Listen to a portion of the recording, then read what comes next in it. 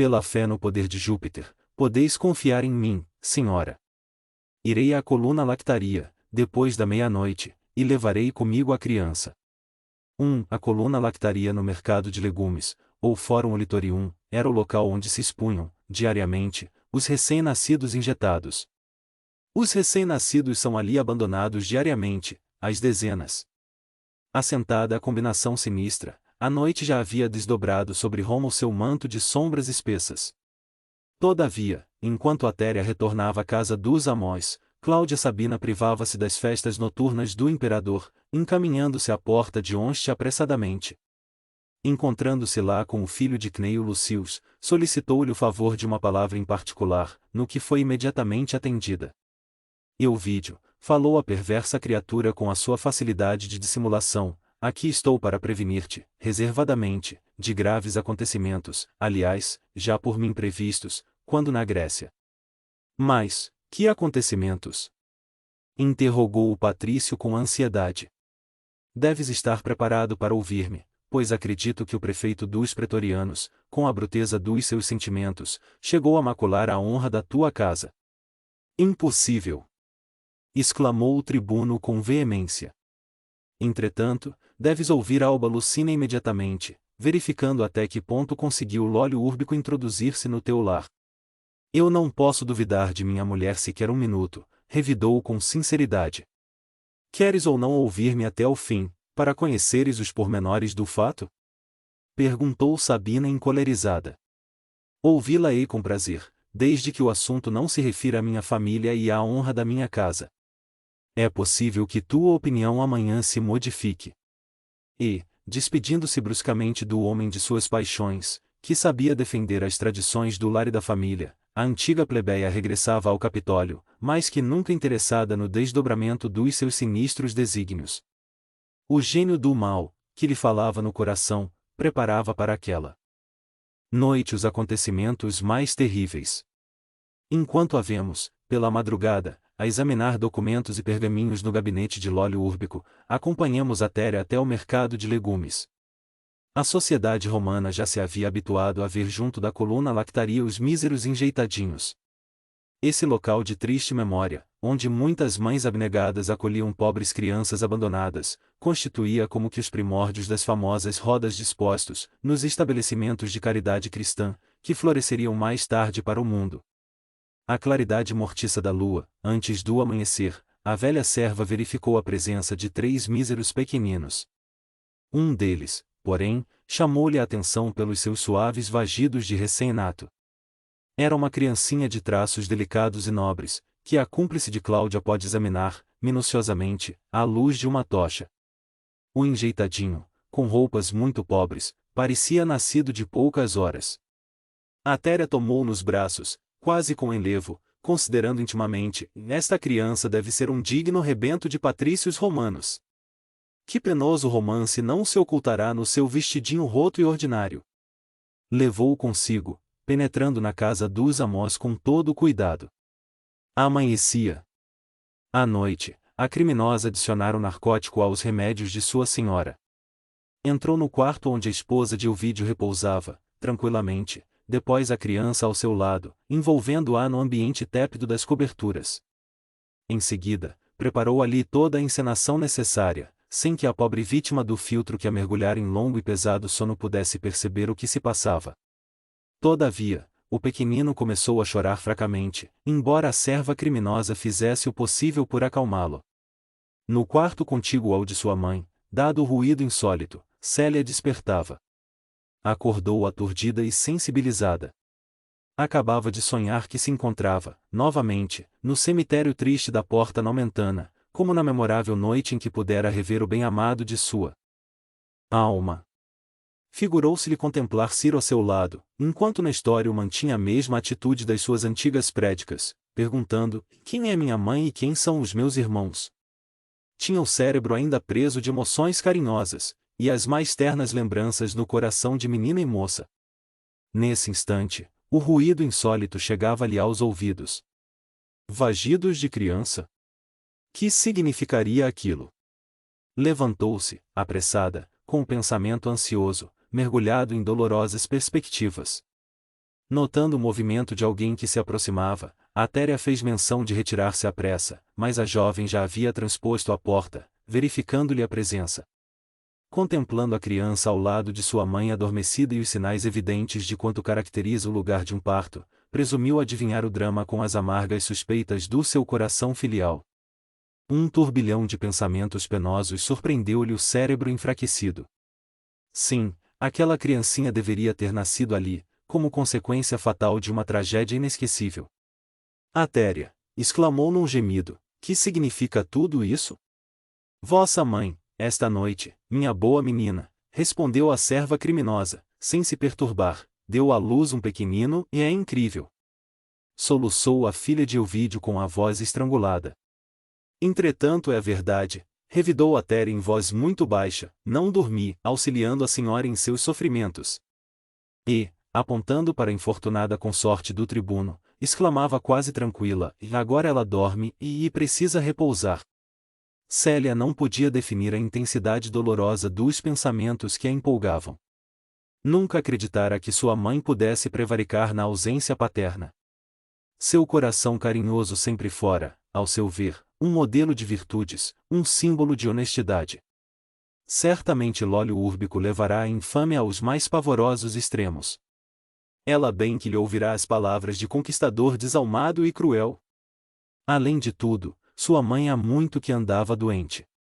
Com certeza, seu coração bondoso e honesto estava cheio de tormentos da compunção e do arrependimento. Sentia pela mãe um enternecimento infinito. Seu pai regressara na véspera, cheio de novas esperanças. Ela surpreendera lágrimas nos olhos maternos, pranto esse que deveria ser de júbilo intenso e de comovedora alegria. Quanto não haveria sofrido o coração materno naqueles longos meses de expectativas angustiosas?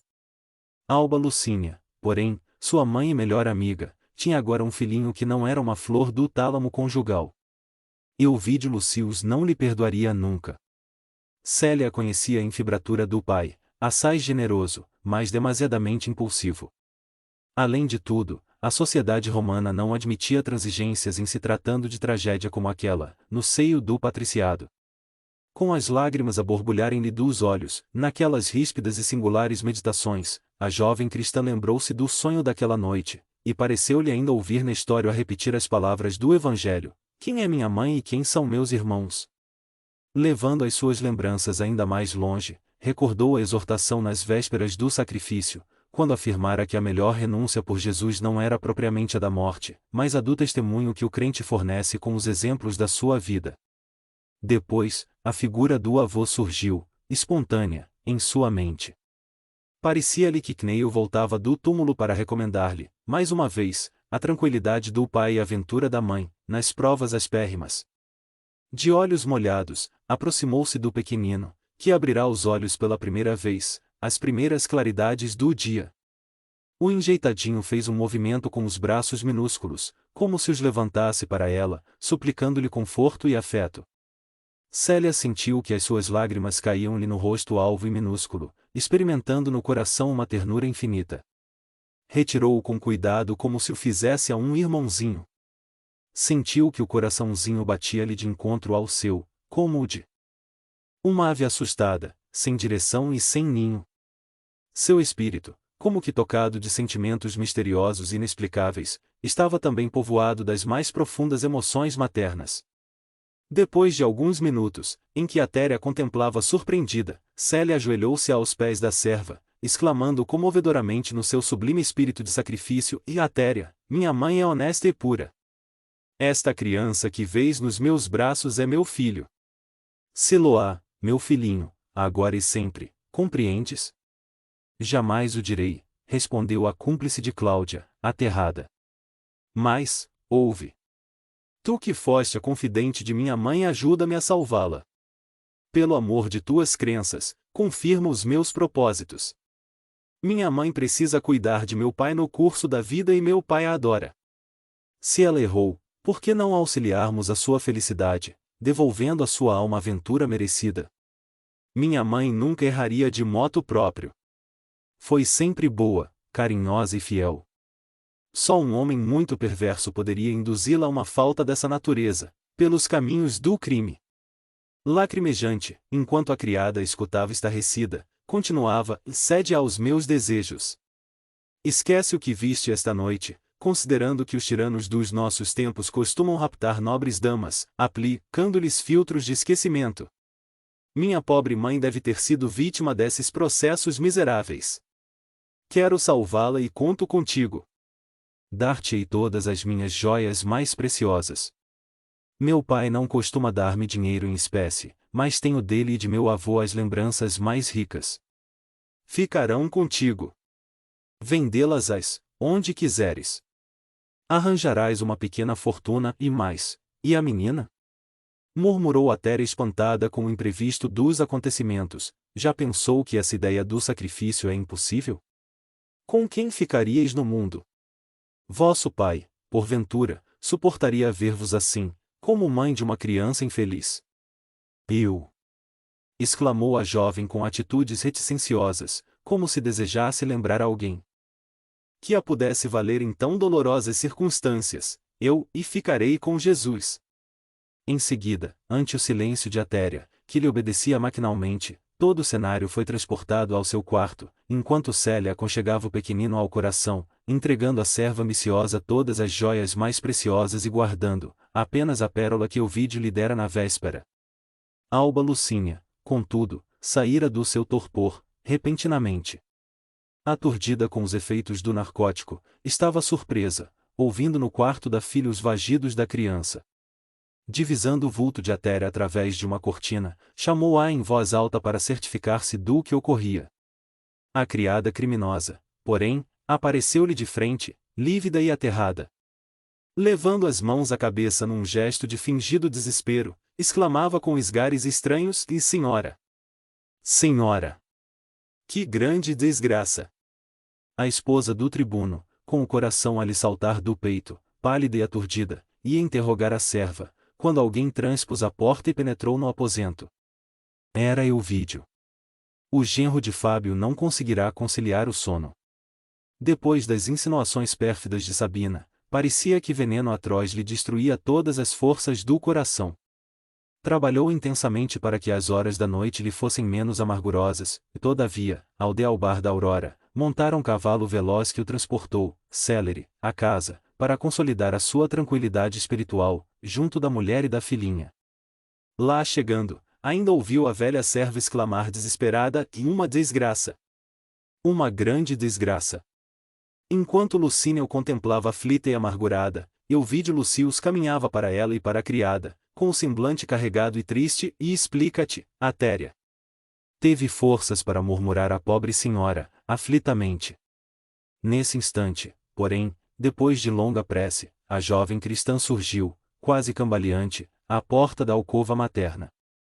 Tinha os olhos vermelhos e tristes, a roupa mal posta, os cabelos em desalinho. Acalentado em seus braços afetuosos, o pequerrucho se acalmara, qual pássaro que houvesse reencontrado o ninho tépido. Elvídio e sua mulher contemplaram a filha, surpresos e aterrados. "Mas, que significa tudo isso?" explodiu o tribuno dirigindo-se à serva. Célia quis explicar-se, mas a voz estrangulara-se-lhe na garganta, enquanto Atéria esclarecia: "E meu senhor, a menina, esta noite." Contudo, ante o olhar duro do patrício, a sua voz se perdia nas reticências dos remorsos e das dúvidas, quanto às terríveis consequências da sua infâmia. Célia, porém, cheia de fé na providência divina e sinceramente desejosa de sacrificar-se por sua mãe, ajoelhara-se, humilde, exclamando com voz quase firme: "E sim, meu pai e minha mãe, e pesa-me a confissão da minha falta, mas esta criança é meu filho." O tribuno sentiu que uma comoção desconhecida invadiu-lhe todo o ser. A cabeça andava-lhe à roda, ao mesmo tempo que lividez de mármore cobria-lhe as feições, vincadas de cólera e angústia. Os mesmos fenômenos fisiológicos passavam-se com sua mulher, cujos olhos aterrados não encontravam lágrimas para chorar. Alba Lucínia, contudo, ainda teve energia para murmurar, olhando o alto: "E Deus do céu." Célia, porém, genuflexa, enquanto Atéria erguia a cabeça, fria e impassível, exclamava com o pranto da sua humildade: "E se puderdes, perdoai a filha que não conseguiu ser feliz." Sei o crime cometido e aceito de boa vontade as consequências da minha falta. De olhos baixos, com as lágrimas aljofrarem a face do inocentinho, a jovem continuava dirigindo-se ao pai, que a ouvia estarrecido, como se o pavor daquela hora o houvesse petrificado, e na vossa ausência, andou nesta casa o espírito de um tirano. Recebido como amigo, assediou minha mãe com todos os seus processos de infâmia. Ela, porém, como sabeis, foi sempre fiel e pura. Reconhecendo-lhe a virtude incorruptível, o prefeito dos pretorianos abusou da minha inocência, levando-me ao que vedes. Nunca confessei a mamãe as faltas de minha alma, mas, esta noite senti a realidade da minha desventura. No auge dos sofrimentos, busquei o auxílio de Atéria, para salvar a vida deste inocentinho. E erguendo os olhos súplices para a criada impassível, a jovem acrescentava: não é verdade, Atéria? Lucina e o esposo não queriam acreditar no que viam, mas a serva criminosa confirmava com fingida amargura: é verdade, e sei que as nossas tradições não me perdoam a falta, continuava Célia, tristemente, mas toda a minha mágoa vem do fato de haver maculado o lar paterno, aceitando uma afronta e dando margem à desonra. Não posso ser perdoada, mas vede o meu arrependimento e tende compaixão do meu espírito abatido. Expiarei o crime como as circunstâncias exigirem, e, se for indispensável a morte para lavar a mácula, saberei morrer com humildade. As lágrimas embargavam-lhe a voz, não obstante sentir-se amparada por braços intangíveis do plano espiritual, no instante penoso do sacrifício. E Ovídio Lucius, saindo do seu pasmo, deu alguns passos em direção à esposa trêmula, perguntando com voz estranha e quase sinistra: Lólio Urbico é, de fato, esse infame? Alba Lucínia, experimentando a queda de todas as suas energias, recordava o seu calvário doméstico, em face das investidas do conquistador, cuja perseguição a filho seu espírito adivinhara. Longe de sentir toda a realidade tenebrosa daquelas cenas que o gênio criminoso de Cláudia Sabina havia idealizado, murmurou fracamente: sim, Euvídio, o prefeito tem sido ver ponto Diogo impiedoso da nossa casa. Mas, meu coração não quer acreditar no que os meus olhos veem, murmurou o tribuno surdamente. Célia continuava genuflexa, olhos nevoados de lágrimas, amparando o pequenino que chorava. Alba Lucínia contemplava a filha, tomada de amargura e de assombro. Agora, presumia compreender as esquivanças da filhinha a todos os passeios, nos derradeiros tempos, para só conchogerar ao insulamento do seu quarto, engolfada em preces e meditações. Atribuía o retraimento de Célia à morte do avô, que lhes deixará a ambas as mais penosas saudades. Entretanto, sua desconfiança de mãe entendia, agora, que o conquistador covarde havia abusado da inexperiência de sua filha. Muitas vezes, receara sair deixando-a só, no lar, porquanto a intuição materna muito lhe advertia que Lólio Urbico buscaria vingar-se escutando as suas terríveis ameaças. Agora, a realidade amarga torturava-lhe o espírito. Lucínia, continuou Euvídio sombrearente, explica-te. Não terias exercido nesta casa preciosa vigilância materna? É verdade que o prefeito dos pretorianos insultou a tua dignidade, e Euvídio soluçou com voz tremente: tudo o que ocorre é absolutamente estranho e incrível, mas o fato aí está patente, atestando a realidade mais amarga. Desconfiava que a nossa pobre filha fosse também vítima do perverso amigo de meu pai, porquanto, de minha parte, venho sofrendo, desde que partiste, as mais atrozes perseguices, traduzidas em contínuas ameaças, dada a minha resistência aos seus inconfessáveis desejos. Ante o esboroar de suas últimas esperanças, com a palavra sincera da esposa que se mostrava amargurada e surpreendida, o orgulhoso patrício deixou-se dominar completamente pelas realidades aparentes daquela hora trágica. De punhos cerrados, olhos duros e sombrios a revelarem disposições inflexíveis de vingança, Vadio Lucius exclamou com voz terrível, dominadas todas as suas expressões fisionômicas por um ricto de angústia: vingar-me-ei do infame, sem piedade. E contemplando a filha que permanecia de joelhos e de olhos baixos, como se evitasse o olhar paterno, acentuou terrivelmente: quanto a ti, deverás morrer para resgatar o crime hediondo. Iniciando os meus desgostos, com o preferir aos escravos, acabaste arruinando o meu nome, levando esta casa a uma situação execrável. Mas, saberei lavar a mancha criminosa com as minhas decisões implacáveis. Dito isso, o orgulhoso tribuno arrancou o acerado punhal, que reluziu à luminosidade do sol matinal, mas Alba Lucínia, de um salto, prevendo-lhe a resolução inflexível, susteve-lhe o braço, exclamando angustiada: e Ovídio, pelos deuses e por quem és? Não basta a dor imensa da nossa vergonha e da nossa desventura? Queres agravar nossos padecimentos com a morte e com o crime? Não. Isso não. Acima de tudo, Célia é nossa filha. Nesse instante, o tribuno lembrou-se repentinamente das rogativas amoráveis do genitor, na mais profunda recordação, como a pedir-lhe calma, resignação e clemência. Pareceu-lhe que Cneio Lucius regressava das sombras do sepulcro para lhe suplicar pela neta idolatrada, cooperando nas exortações da esposa. Então, sentindo o coração saturado de um sofrimento moral indefinível, acentuou com voz cavernosa: os deuses não permitirão seja um miserável filicida. Mas, esmagarei o traidor como se esmaga uma víbora.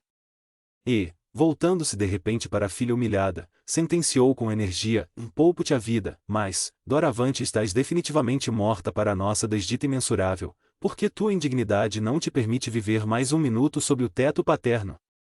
És maldita para sempre. Foge para qualquer parte, sem te lembrares de teus pais ou do teu nascimento, porque Roma assistirá ao teu funeral em breves dias. Serás estranha ao nosso afeto. Não nos recordes, nunca, nem busques o passado.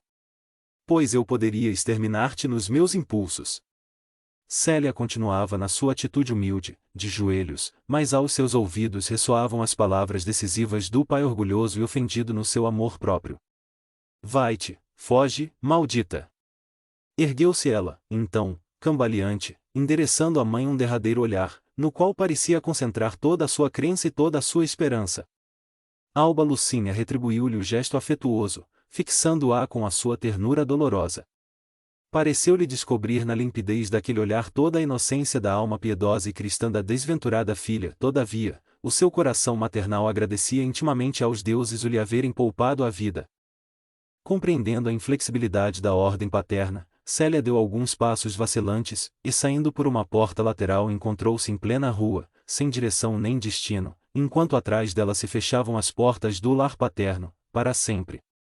Depois de exprobrar a conduta da esposa, culpando-a pela indiferença e falta de vigilância, e após prometer recompensar o silêncio de Atéria, ameaçando-a também com o cárcere, caso viesse a verificar-se o contrário, mandou um servo dos mais prestimosos à residência dos sogros, chamando-os à sua casa com a maior urgência. Dentro de uma hora, Fábio Cornélio e sua mulher encontravam-se junto do casal, inteirando-se de todo o acontecido.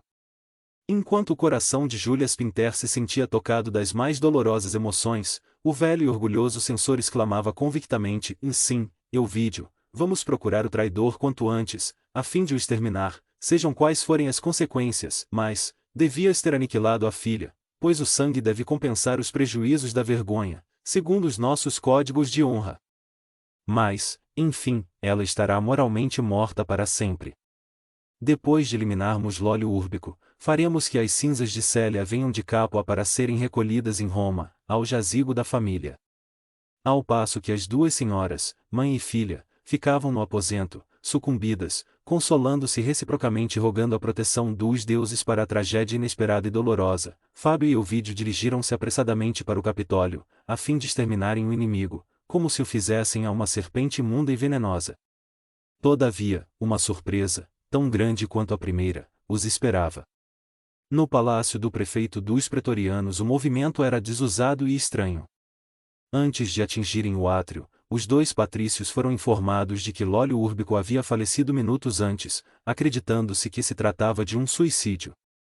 A morte do marido constava do programa sinistro de Cláudia, agora dona de opulento patrimônio financeiro, porquanto, desse modo, não ficaria voz alguma que pudesse elucidar Euvídio Lucius, quanto à infâmia que a antiga plebeia acreditava haver atirado ao nome de sua esposa. Além disso, alta madrugada, Sabina tomara de um dos pergaminhos em branco, assinados pelo prefeito, e escreveu, com perfeita imitação caligráfica, um bilhete lacônico, no qual se confessava enfarado da vida, e rogava a Flávio Cornélio, amigo de todos os tempos, perdoasse o dano moral que lhe causará. Penetrando, aturdidos, na casa do inimigo morto, Fábio e Ovídio foram abordados por Cláudia Sabina, que lhes apareceu lacrimosa, naquela manhã trágica.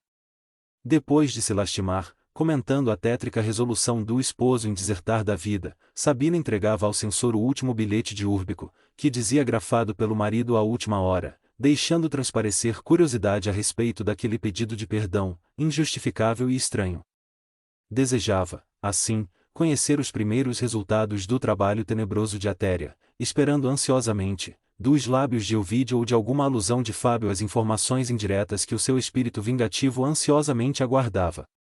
O censor e o genro, entretanto, receberam o suposto bilhete de Úrbico com secura e indiferença. E como era preciso dizer alguma coisa em face daquele imprevisto, Fábio Cornélio acrescentou: guardarei este bilhete como prova do seu desequilíbrio mental nos últimos momentos, pois só assim se justifica este pedido. E agora, minha senhora, acentuou enigmaticamente para Cláudia, que ouvia com atenção, há de perdoar a nossa ausência, porquanto cada qual tem os seus infortúnios. O velho patrício estendia-lhe as mãos em despedida, mas, sentindo a sua curiosidade fundamente aguçada por aquelas expressões, a antiga plebeia interrogou com interesse, como a provocar algum esclarecimento de Ovídio Lucius, que se fechará em mutismo enigmático. Infortúnios? Mas que desejais dizer com isso? Pretendeis abandonar-me nesta situação? Qual a razão de sairdes assim, desta casa, quando o cadáver de um amigo e chefe exige testemunhos de veneração e amizade? Porventura aconteceu algo de grave a Alba Lucínia? Notava-se que a última pergunta transpirava um sentido misterioso. Ela esperava que Ovídio lhe falasse da sua tragédia doméstica, dos seus profundos desgostos conjugais, da infidelidade da esposa, conforme previa e decorria dos seus planos. Seu coração bastardo aguardava que o homem amado, naquele instante, iria dispensar-lhe as atenções amorosas tão ardentemente aneladas naqueles últimos meses, em que os seus sentimentos mesquinhos haviam acariciado tão grandes esperanças. O tribuno, porém, mantinha-se impassível, como se tivesse os lábios petrificados. Fábio Cornélio, todavia, sem trair a fibra orgulhosa, esclarecia Sabina nestes termos: e minha filha vai bem, graças aos deuses, mas também nós acabamos de ser feridos no mais íntimo do coração. Um emissário da Campânia nos trouxe, esta manhã, a dolorosa notícia da morte repentina de minha neta solteira, que se encontrava junto da irmã, numa estação de repouso. Esta razão que nos impede prestar ao prefeito as derradeiras homenagens, porquanto vínhamos justamente comunicar-lhe a imediata partida para Capua, a fim de promover o transporte das cinzas. Dito isso, os dois homens despediram-se secamente, saindo a passo firme, no burburinho dos amigos e dos servos apressados, que emulavam no patentear a lóleo úrbico a bajulação derradeira. Ante a cena enigmática, Sabina deixava vagar o pensamento em conjeturas. A Atéria ter-se-ia esquecido de cumprir cegamente as suas ordens? Que ocorrerá com a rival, cujas notícias a deixavam perplexa, quando tudo premeditara com tanta segurança? Os preconceitos sociais, contudo, as obrigações daquela hora extrema, que a sua própria maldade havia provocado, não lhe permitiam correr como louca no encalço da cúmplice, fosse onde fosse, para matar a curiosidade. Enquanto seu espírito se perdia em divagações ansiosas, Fábio Cornélio e o genro dirigiam-se ao imperador, obtendo a necessária licença para a precisa viagem à Campânia, cedendo-se-lhes, incontinenti, uma galera confortável que os receberia em Hóstia, de modo a abreviar a viagem o mais possível. Naquela mesma tarde, a embarcação saía do porto mencionado, conduzindo a família ao seu destino, salientando-se que Ovídio Lucius não se esquecera de levar Atéria com os outros serviçais de sua confiança. Enquanto o patriciado romano rende homenagens ao prefeito dos pretorianos e à galera de Ovídio se afasta conduzindo em seu bojo 4 corações angustiados, sigamos a jovem cristã nas suas primeiras horas de amargura e sacrifício. Saindo da casa paterna, Célia atravessou ruas e praças, receosa de encontrar alguém que a reconhecesse no seu doloroso caminho. Conchegava o pequenino de encontro ao coração, como se ele fora seu próprio filho, tal o enternecimento que a sua figurinha lhe inspirava. Depois de errar longamente, presa de acerbas meditações, sentiu que o sol ia muito alto e precisava cuidar da nutrição do inocentinho. Através os bairros aristocráticos, encontrava-se agora junto à ponte Fabricius Tum, cheia de cansaço, extenuada. Além do Tibre, surgiam as modestas edificações dos judeus e dos libertos pobres. Ali estava a famosa ilha do Tibre, onde outrora se erguiam os templos de Júpiter Licaonio e o de Esculápio. A seu lado passavam os filhos da plebe, inquietos e apressados. De vez em quando, surgiam soldados da marinha, da frota de Ravenna, aquartelados no Trastevere e que lhe deitavam olhares libidinosos. Cansada, dirigiu-se a uma casa de judeus, onde uma mulher do povo lhe deu de comer, provendo-a de tudo quanto necessitava o pequenino. Mais confortada, levando uma pequena provisão de tum, a Ponte Fabricius foi depois denominada Ponto de Quatricapi, em vista de uma estátua de Janus Quadrifões, posta à entrada da praça. Foi construída de pedra, depois da conjuração de Catilina. Nota de Emanuel. Leite de jumenta, a filha de Ovídio continuou a dolorosa peregrinação pelas vias públicas, como se aguardasse uma inspiração feliz para o seu penoso destino. À tarde, porém, voltou ao mesmo ponto, nas proximidades do qual fora socorrida pelos mais humildes. Triste só, descansou num dos ângulos da Ponte Fabricius, ora contemplando os transeuntes mal vestidos, ora fixando as águas do Tibre, com o coração envolto em dolorosas cismas. Aos poucos, o sol se escondia lentamente, dourando ao longe as derradeiras nuvens do horizonte. Um vento frio, cortante, começava a soprar em todas as direções. Contemplando os operários pobres que se recolhiam aos lares, a jovem cristã aconchegou mais fortemente ao peito a mísera criancinha. Sentindo-se desalentada, começou a orar e lembrou-se de que Jesus também andara no mundo, ao desamparo, experimentando um suave consolo nessa reminiscência evangélica. Contudo, pungente saudade do lar feria-lhe o coração sensível e carinhoso. Mulheres do povo, depois das fainas penosas do dia, regressavam a casa com uma auréola de júbilo tranquilo a lhes transparecer no rosto, enquanto que ela, filha de patrícios, se sentia acabrunhada ante as incertezas da sorte exposta ao frio cortante do crepúsculo. Estreitando sempre o pequenino, como se quisesse furtá-lo ao ar glacial da tarde, malgrado a sua fé e resignação, não pôde conter o pranto, refletindo amargamente no seu penoso destino. As grandes nuvens, batidas de sol, esmaeciam-se pouco a pouco, dando lugar às primeiras estrelas. Estrada de amargura. Desembarcando num porto da Campânia, nas proximidades de Capua, Elvídio Lucius adiantou-se a todos os familiares, a fim de preparar os filhos para a consecução dos seus desejos. Caio Fabricius e sua mulher sofreram rude golpe com as revelações inesperadas a respeito da irmã, e, obedecendo às determinações do tribuno, criaram o ambiente necessário para que os círculos aristocráticos da cidade recebessem a notícia da casa, enquanto os sacerdotes do templo, sem desprezarem as largas compensações financeiras que Elvídio oferecia, facilitavam a solução do assunto, guardando-se assim, para sempre, todas as recordações da jovem num punhado de cinzas. Após receberem as homenagens da sociedade patrícia de Capua, que não deixou de estranhar o misterioso acontecimento, Fábio Cornélio e todos da família retornaram prestes a Roma, onde promoveram o funeral com a maior simplicidade, embora ao gosto da época e consoante as exigências da tradição familiar. Todavia, enquanto as supostas cinzas de Célia baixavam ao sarcófago, nova dor assaltava o círculo doméstico das nossas personagens. Profundamente ferida nas fibras mais sensíveis do coração materno, Júlia Spinter, não conseguindo suportar tão fundo desgosto, acrescido aos muitos que lhe minavam a existência, abandonara a terra inopinadamente, sem que os íntimos pudessem, ao menos, prever-lhe a aproximação da morte, que se verificou dentro de uma noite, em consequência de um colapso cardíaco. Novo luto envolveu a casa de Elvídio, experimentando Alba Lucínia os mais atrozes padecimentos íntimos.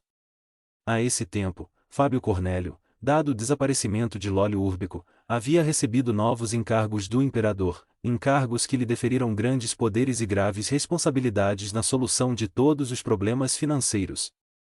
A morte da esposa encheu-lhe o coração de estranho pesar. Buscou, contudo, reagir às forças que lhe deprimiam o ânimo, prosseguindo na sua tarefa de domínio, com o mesmo orgulho que lhe temperava o caráter. Sentindo-se muito a sós, Elvídio Lucius e a esposa planejaram voltar à tranquilidade provinciana da Palestina, mas o falecimento imprevisto da nobre matrona impedia-lhes, de novo, a execução dos projetos há muito acarinhados, atento ao insulamento em que ficaria o velho censor, cujo coração orgulhoso e frio lhes dera sempre as mais inequívocas provas de amor e dedicação. Elucidando a situação de todas as personagens, resta-nos lembrar Cláudia Sabina, após o desfecho singular dos acontecimentos dolorosos que ela mesma sinistramente engendrara.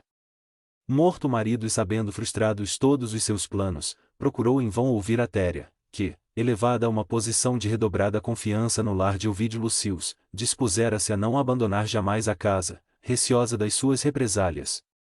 De posse da grande soma que lhe dera o tribuno em troca do seu silêncio, a velha serviçal chamara o genro e a filha à residência dos patrões, onde lhes entregou parte da pequena fortuna, com a qual adquiriu, em seu nome, um belo sítio em Benevento, lá arrumando os filhos, até que ela se dispusesse a partir para a vida rural. Cláudia Sabina, apesar dos esforços despendidos, nunca mais pôde ouvir-lhe a palavra, porquanto, se a Téria jamais se ausentava de casa, também Fábio Cornélio detinha poderes cada vez mais fortes, na cidade imperial, obrigando-a, indiretamente, a manter-se em silêncio e à distância.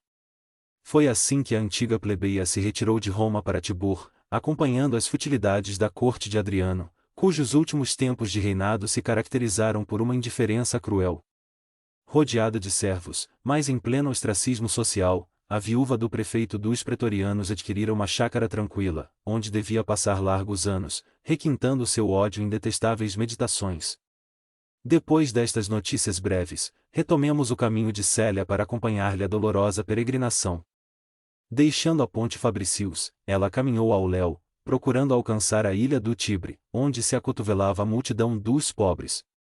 Aos derradeiros clarões da tarde, buscou atravessar a ponte Sestius, encontrando num trecho do caminho uma mulher do povo, de semblante alegre e humilde. Célia assentara-se, por instantes, ajeitando o pequenino. Sentiu, porém, que o olhar da desconhecida lhe penetrava brandamente o coração. Nesse comenos, experimentando a secreta confiança que lhe inspirava aquela mulher simples, traçou com a destra, na poeira do solo, um pequeno sinal da cruz, mediante o qual todos os cristãos da cidade se reconheciam. Ambas trocaram, então, um olhar expressivo de simpatia, enquanto a desconhecida se aproximava, exclamando bondosamente: "És cristã?" "Sim", sussurrou Célia em surdina. "Estás desamparada?" perguntou a desconhecida, discretamente, revelando nas palavras breves a máxima cautela, de modo a não serem surpreendidas como adeptas do cristianismo. "Sim, minha senhora", revidou Célia, algo confortada com aquele interesse espontâneo, "estou só no mundo com este filhinho." "Então, vem comigo, é possível que te seja útil em alguma coisa." A neta de Cneio Lucio seguiu-a, sofrega de proteção, no pélago de incertezas em que se achava. Atravessaram a ponte Sestius, calmamente, como velhas amigas que se houvessem encontrado, dirigindo-se para um quarteirão de casas pobres. Distanciadas da multidão, a mulher do povo, sempre carinhosa, começou a falar: "E minha boa menina, chamo meu filho e sou tua irmã na fé. Logo que te avistei, compreendi que estavas só e desamparada no mundo, precisando do auxílio de teus irmãos. Estás moça e Jesus é poderoso. Surpreendi lágrimas nos teus olhos, mas não deves chorar quando tantos irmãos nossos têm padecido atrozes sacrifícios nos tempos amargos que atravessamos." Célia ouvia-a consolada, mas, intimamente, não sabia como proceder em tão difíceis circunstâncias, nas quais uma companheira de crença se lhe revelava com toda a sinceridade. Enquanto Orfília calava um instante, a filha de Ovídio agradecia-lhe em breves palavras: "Sim, minha senhora, estou comovida e não sei como agradecer-lhe. Sou lavadeira", continuou a plebeia com a sua simplicidade de coração, "mas tenho a ventura de possuir um marido piedoso e cristão, que não se cansa de me proporcionar no trabalho e no conchego do lar os mais sagrados testemunhos de nossa fé. Vais conhecê-lo. Chama-se Horácio e terá prazer quando souber que te podemos ser úteis de algum modo. Tenho, também, um filho de nome Júnior, que constitui a nossa esperança para o futuro, quando em nossa pobreza material estivermos imprestáveis para o trabalho." E, aproximando-se cada vez mais da casinha pobre, acrescentava: "E tu, minha irmã, que te aconteceu para trazeres um semblante tão triste e amargurado assim? Tão jovem e com um filhinho nos braços, tão formosa e tão desventurada, fiquei viúva e abandonada", exclamou Célia de olhos molhados, "mas espero em Jesus alcançar o necessário a mim e a meu filho." Ainda não havia terminado as explicações timidamente formuladas, quando transpuseram o umbral de uma sala muito pobre e quase desguarnecida. 2 homens conversavam à claridade frouxa de uma tocha e logo se ergueram para recebê-las. Devidamente apresentada ao pai e ao filho, Célia notou que Horácio tinha, de fato, um aspecto conselheiral e bondoso, observando, porém, no filho, algo que a desagradou de pronto, um olhar de moço leviano e frívolo, cheio de fantasia e de loquacidade. Sabes, mãe, exclamou o rapaz como se guardasse todas as qualidades de um porta-nova, o grande acontecimento que abalou toda a cidade? Enquanto Orfília fazia um gesto de estranheza, Júnior continuava: a primeira notícia que abalou hoje as proximidades do fórum, pela manhã, foi a da morte do prefeito Lólio Úrbico, que se suicidou escandalosamente, obrigando o governo a numerosas homenagens. É estranho, exclamou a interpelada, muitas vezes vi em público esse homem fidalgo, de porte orgulhoso e varonil. Ainda ontem eu o vi nos carros de triunfo, nas festas do imperador. Seu rosto transbordava alegria e, no entanto, interpôs o chefe da casa, atravessamos uma fase dolorosa de terríveis surpresas para todas as classes sociais. Quem nos poderá afiançar com certeza que o prefeito dos pretorianos se tenha suicidado realmente? No mês findo, a cidade assistiu a 2 acontecimentos como esse e, no entanto, soube-se depois que os 2 patrícios suicidas foram assassinados cruelmente por sicários da sua própria grei. Célia, encostada a um canto, como se fora uma jovem mendiga, ouvia aquelas notícias, amargamente impressionada. A estranha morte de Lólio Úrbico aterrava-a. Embora inquieta, fazia o possível para não trair as mais vivas emoções. Mas o dia não se caracterizou somente por isso, continuava Júnior, loquaz, disseram-me no fórum que alguns cristãos foram presos quando reunidos próximo do Esquilino, bem como que o censor Fábio Cornélio e família partiram para Capua, a fim de trazerem para aqui as cinzas de uma filha do tribuno Elvídio Lucius, lá falecida recentemente. A jovem cristã recolheu a notícia com espanto, compreendendo a gravidade da sua condição perante os parentes orgulhosos e inexoráveis. Seu espírito chocava-se tristemente, em face de notícias tão amargurosas. À mente lhe veio a ideia de regressar à casa e repousar o corpo alquebrado. Nunca se afastara do lar, a não ser quando descansava junto do avô enfermo, no palácio do Aventino. Lembrou os servos amigos e dedicados, invocou todos os recantos do ninho paterno com os seus aspectos peculiares. Uma saudade imensa de sua mãe invadia-lhe o íntimo e, contudo, o coração lhe afirmava, por secreta intuição, que seus olhos nunca mais voltariam a refletir a placidez do lar paterno, a não ser quando abandonasse o ergástulo do mundo. Consoante as informações de Júnior, compreendeu que as portas da casa paterna lhe estavam fechadas para sempre. Simbolicamente morta, não poderia voltar aos seus senão como sombra. Observando-a de olhos úmidos e reconhecendo-lhe o enorme cansaço, Orfília procurou quebrar a frivolidade dos assuntos, dirigindo-lhe a palavra bondosamente: e tu, minha querida menina, por pouco não continuávamos a nossa história. Afirmas-te viúva? Mas, que lástima! Assim tão nova. Tomando-a pela mão, para conduzi-la ao interior sob o olhar surpreso dos 2 homens que reparavam a nobreza de traços da desconhecida, continuava: entremos, filha. Está muito frio e pareces fatigada. Além disso, precisamos cuidar da alimentação do pequeno. Vem. Enquanto Célia exorava Jesus que a inspirasse em tão difíceis circunstâncias, compreendendo após as notícias de Júnior, que não poderia expor de compaixão pela infeliz cunhada. Quanto a esta, com os olhos mareados de lágrimas, ficou como petrificada, ao ouvir o compassado trote dos animais que se afastavam, até que um silêncio profundo e misterioso se fez sentir por toda parte, dentro da floresta sombria. Vendo que Caio se afastava, teve ímpetos, na sua fragilidade feminina, de suplicar o seu auxílio, rogando-lhe a caridade de conduzi-la até ao povoado de Fondi, onde, por certo, encontraria alguém que a abrigasse por uma noite.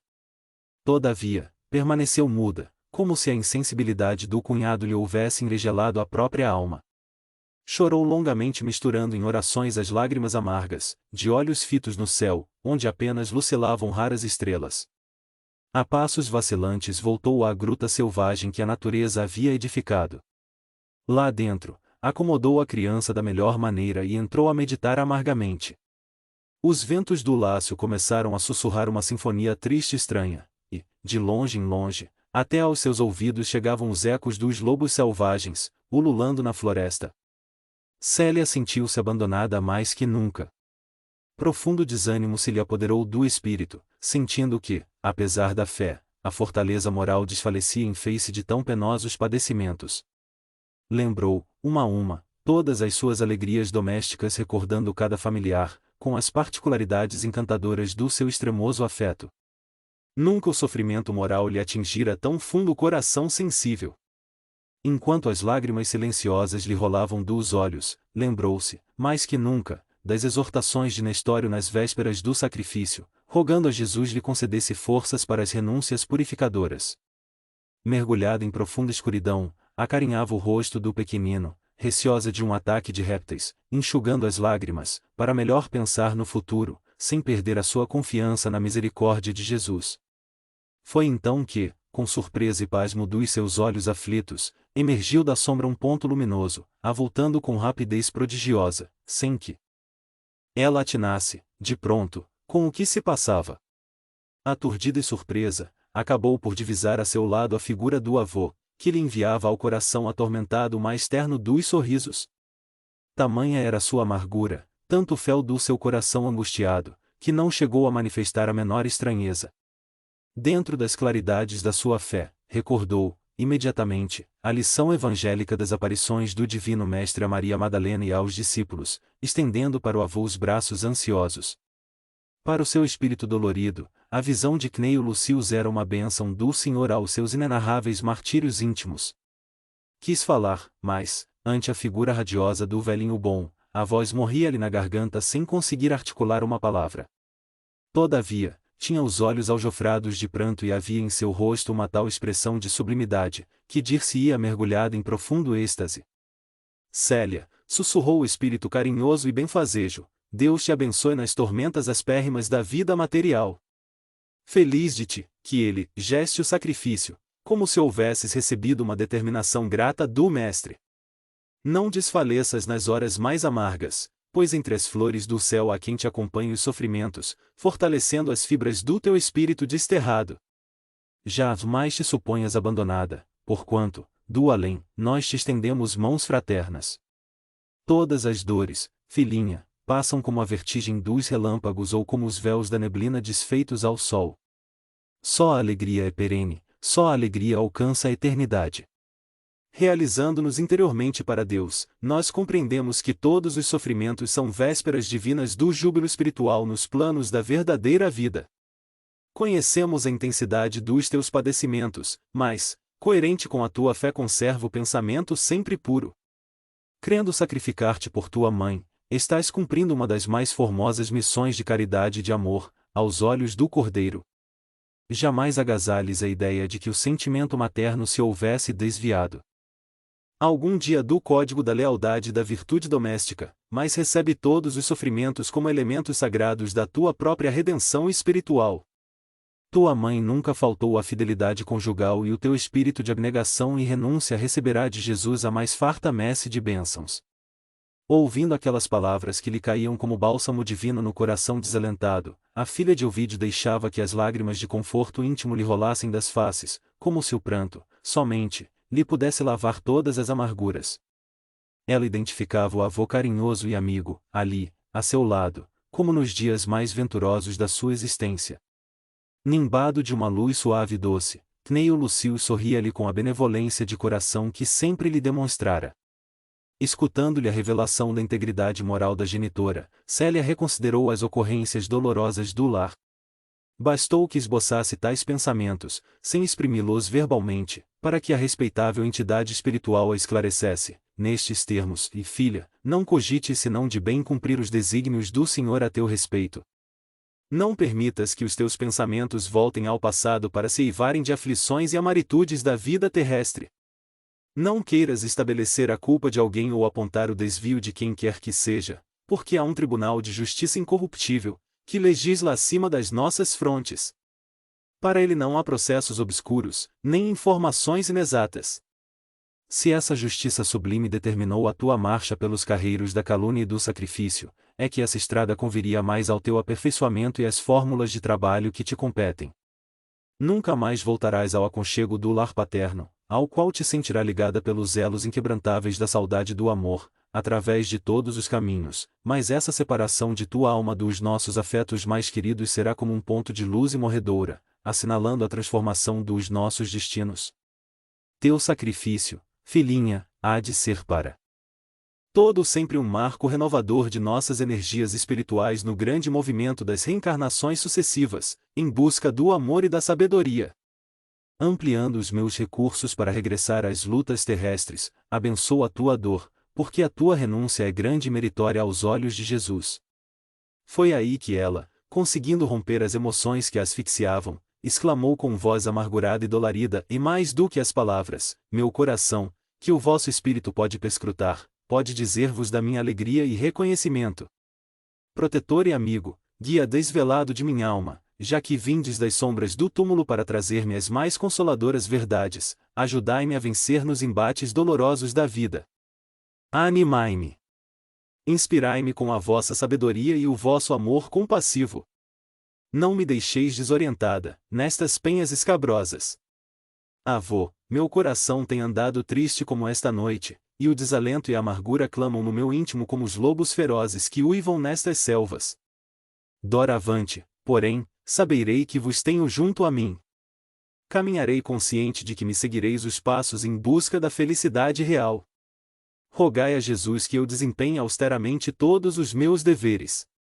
E, sobretudo, amparai também o inocentinho, cuja vida buscarei proteger em todas as circunstâncias. A voz de Célia, todavia, experimentava um estacato. Ouvindo-lhe as súplicas com a mesma expressão de serenidade e de carinho no olhar, Cneio Lucius avançou vagarosamente até o leito improvisado do pequenino, iluminando-lhe o rostinho alvo com um gesto da sua destra radiosa e exclamando num sorriso, e eis, filhinha, disse apontando a criancinha, que Ciro cumpriu a promessa, regressando prestes ao mundo para estar mais perto do teu coração, sob as bênçãos do Cordeiro. Como não mo revelastes antes?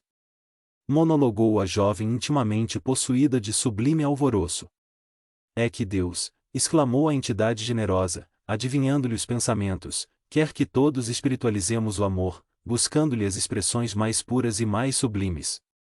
Recebendo um enjeitadinho como teu irmão, sem te deixares conduzir por qualquer disposição particular, soubeste santificar, ainda mais, tua afeição por Ciro, no laço indissolúvel das almas gêmeas, a caminho das mais lúcidas conquistas espirituais na redenção suprema, e sim, falou a jovem Patrícia dentro do seu júbilo espiritual, agora compreendo melhor o meu enternecimento, e já que me trouxestes ao coração uma alegria tão doce, ensinai-me como devo agir, dai-me uma orientação adequada, para que eu possa cumprir irrepreensivelmente todos os meus deveres, e filha, a orientação de todos os homens está delineada nos exemplos de Jesus Cristo. Não temos o direito de tolher a iniciativa e a liberdade dos entes que nos são mais caros, porque, no caminho da vida, o esforço próprio é indispensável. Luta com energia, com fé e perseverança, para que o reino do Senhor floresça em luz e paz na tua própria vida.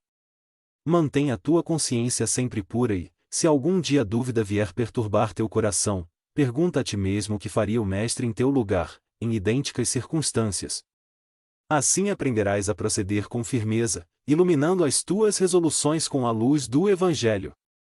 Depois de uma pausa em que Célia não sabia se fixava a personalidade sobrevivente do avô, ou se despertava um enjeitadinho para rever nos seus olhos, mais uma vez, as recordações do bem-amado, Cneio Lucius acentuou, depois de tantas surpresas empolgantes e de tanta fadiga, precisas descansar. Repousa o corpo dolorido que ainda terá de sustentar muitas lutas. Continua com a mesma oração e vigilância de sempre, pois Jesus não te abandonará no mar proceloso da vida. Então, como se um poder invencível lhe anulasse as possibilidades de resistência, Célia sentiu-se envolvida num magnetismo doce e suave. Aos poucos, deixou de ver a figura radiosa do avô, que se postara a seu lado qual sentinela afetuosa contra a incursão de todos os perigos. Um sono brando cerrou-lhe as pálpebras cansadas, e abraçada ao pequenito, dormiu tranquilamente até que os primeiros raios do sol penetrassem na gruta anunciando o dia. De Minturnes a Alexandria.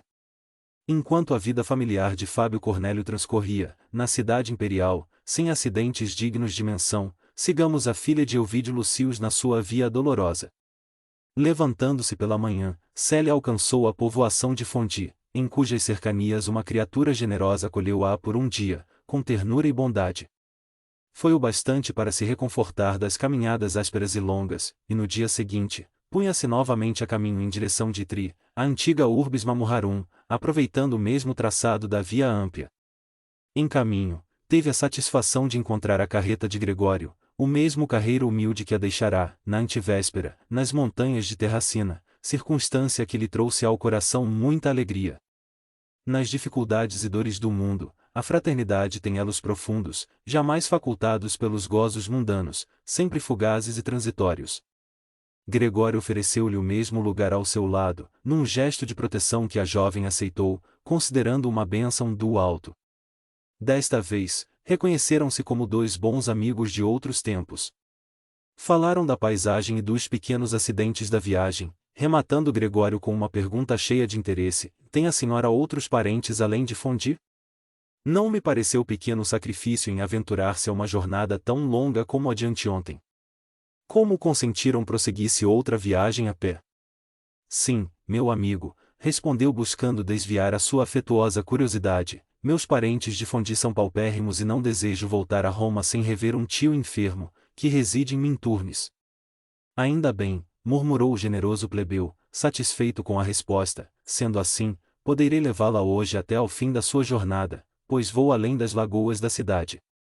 A marcha continuou entre as gentilezas de Gregório e os agradecimentos de Célia, que lhe apreciava a bondade, comovida. Somente ao cair da tarde o veículo atingiu-os arredores da cidade famosa. Despedindo-se do carinhoso companheiro, a jovem cristã atentou na paisagem soberba que se desdobrava aos seus olhos. Uma formosa vegetação litorânea repontava dos terrenos alagadiços, num dilúvio de flores. A primeira porta da cidade estava a alguns metros, e, todavia, o seu amor pela natureza fê-lo estacionar junto das grandes árvores do caminho. O sol, em declínio, enviava à tela florida os seus raios agonizantes. Dominada por grandiosos pensamentos e experimentando um novo alento de vida, com a palavra de verdade e de consolação que o avô lhe trouxera na véspera, dos confins do túmulo, começou a orar, agradecendo a Jesus as suas graças sublimes e infinitas. Minturnes, mais tarde passou a chamar-se Trajeta. Nota de Emanuel. No seu caricioso embevecimento, contemplou a figurinha mimosa que se agitava em seus braços e beijou-lhe a fronte num arroubo de espiritualidade. Na véspera, haviam recebido a hospitalidade da natureza, mas, agora, ante as fileiras de casebres ali próximos da estrada, consultava a si mesma sobre o melhor meio de recorrer à piedade alheia, contando, porém, como das outras vezes, com o amparo de Jesus, que lhe forneceria a inspiração mais acertada, por intermédio dos seus lúcidos mensageiros. Foi então que reparou numa choupana rodeada de laranjeiras, onde a vida parecia ser a mais simples e mais solitária. Seu aspecto singelo emergia do arvoredo a 200 metros do local em que se encontrava, mas, como que atraída por algum detalhe que não poderia definir, Célia alcançou a trilha e bateu à porta. Brilhavam no céu as primeiras estrelas. Depois de muito chamar, sentiu que alguém se aproximava com dificuldade, para dar voltas ao ferrolho. E não tardou tivesse diante dos olhos surpresos uma figura patriarcal e veneranda, que a acolheu com solicitude e simpatia. Era um velho de cabelos e barbas completamente encanecidos. As cãs prateadas realçavam-lhe os nobres traços romanos, irrepreensíveis. Aparentava mais de 70 anos, mas o olhar estava cheio de ternura e de vida, como se os seus raciocínios estivessem em plenitude de maturidade. Estendendo-lhe as mãos encarquilhadas e trêmulas, Célia notou pequena cruz a pender-lhe do peito, fora da toga descolorida e surrada. Grandemente emocionada e compreendendo que se encontrava à frente de um velho cristão, murmurou humilde: e louvado seja nosso Senhor Jesus, Cristo! Para sempre, minha filha! Respondeu o ancião, esboçando num sorriso o júbilo que aquela saudação lhe causava. Entra na choupana do mísero servo do Senhor e dispõe dele, teu servo, igualmente. A filha de Elvídio Lucius explicou, então, que se encontrava no mundo ao desamparo, com um filhinho de poucos dias, abençoando a hora feliz de bater à porta de um cristão, que, desde aquele instante, passaria a encarar como um mestre. Desde logo, estabeleceu-se entre ambos uma cordialidade e um afeto mútuos, tão expressivos, tão puros, que pareciam radicados na eternidade. Ouvindo-lhe a história, o ancião de Minturnes falou-lhe com brandura e sinceridade: depois de examinar a tua situação, minha filha, hás de permitir-te assista como um pai ou irmão mais velho, na fé e na experiência. É que, também, tive uma filha, perdida há pouco tempo, justamente quando vinha buscá-la para acompanhar-me no meu voluntário e bendito degredo na África. Parecia-se extraordinariamente contigo e terei grande ventura se me olhares com a mesma simpatia que me inspiraste. Ficarás nesta casa o tempo que quiseres, ou necessitares. Vivo só, após uma existência fértil de prazeres e de amarguras. Antigamente, a afeição de uma filha ainda me prendia o coração a cogitações mundanas, mas agora vivo somente na minha fé em Jesus, Cristo, esperando que a sua palavra de misericórdia me chame breve ao seu reino, para a verificação da minha indigência. Sua voz entrecortava-se de suspiros, como se os mais atrozes padecimentos íntimos lhe azorragassem o coração, ao evocar reminiscências. Há mais de um ano, continuou, aguardo oportunidade para regressar a Alexandria, mas o deperecimento físico parece advertir-me que em breve serei forçado a entregar o corpo à terra da Campânia, malgrado ao desejo de morrer no pouso solitário a que transportei o meu espírito. Enquanto ele fazia uma pausa, a jovem aventou despreocupadamente: sois romano, presumo, pelos traços inconfundíveis da vossa fisionomia patrícia. Fitando-a bem nos olhos, como se quisesse certificar-se de toda a pureza e simplicidade da alma da sua interlocutora, o ancião respondeu pausadamente: filha, tua condição de cristã e a candidez que se irradia de tua alma obrigam-me a maior sinceridade para contigo. Nesta cidade ninguém me conhece, tal como sou. Desde o dia em que me consagrei à instituição cristã da qual participo no Egito longínquo, chamo-me Marinho para todos os efeitos. Dentro da nossa comunidade de homens sinceros e crentes, desprendidos dos bens materiais, fizemos voto solene de renúncia a todas as regalias efêmeras da terra, a todas as suas alegrias, de modo a nos unirmos ao Senhor e Mestre com a compreensão clara e profunda da sua doutrina. Enquanto os despotas do império tramam a morte do cristianismo, supondo aniquilá-lo com o suplício dos adeptos, fora de Roma organizam-se as forças poderosas que hão de agir no futuro, em defesa das ideias sagradas.